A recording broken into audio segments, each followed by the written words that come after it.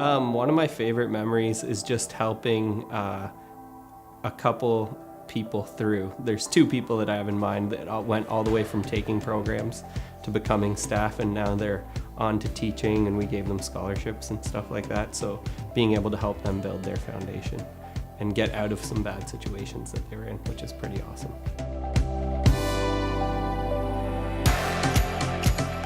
There's been so many good things. I tell people that our mandate is relatively straightforward. We've taken on a responsibility of providing this premise, this building with its locker room and meeting facilities and whatnot for the community to use, to try and encourage people of all ages to remain active.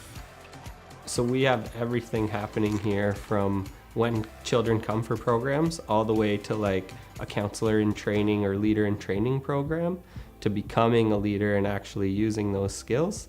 And then we've seen some people come back and be board members and staff here and then go and do greater things in the community. I've been involved with Braefoot for probably about 30 years, so ever since I was about 10 years old. I've been involved with soccer and the basketball programs like Hoopla, and then I was lucky enough to receive a couple scholarships from Braefoot as well to sort of get me through university. The memory that sticks out for me is way back when, I guess probably 25 years ago or so, we used to sell Christmas trees in the lacrosse box as a way to generate some revenue for the community association. So I remember doing that with my dad, and we would have a trailer in the lacrosse box, and we would sort of sell Christmas trees during the day, and then at night we would be sort of the security team. And it was just a neat sort of memory, and that sort of father-son sort of bonding time that we had was pretty cool.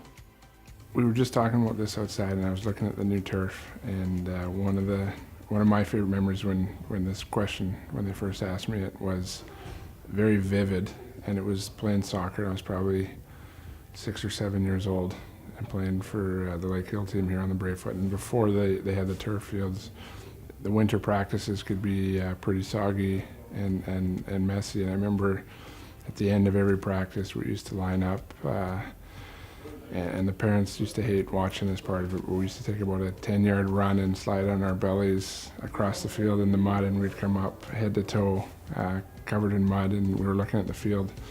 You know, it's a pretty vivid, fond memory I have of being here as a youngster.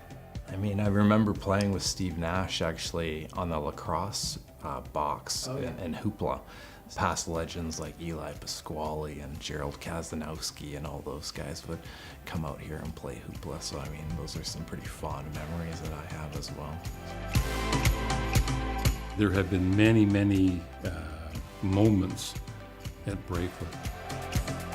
Braefoot dinners with particular speakers, everyone from Rick Hansen to Brian Price to Bobby Tiet.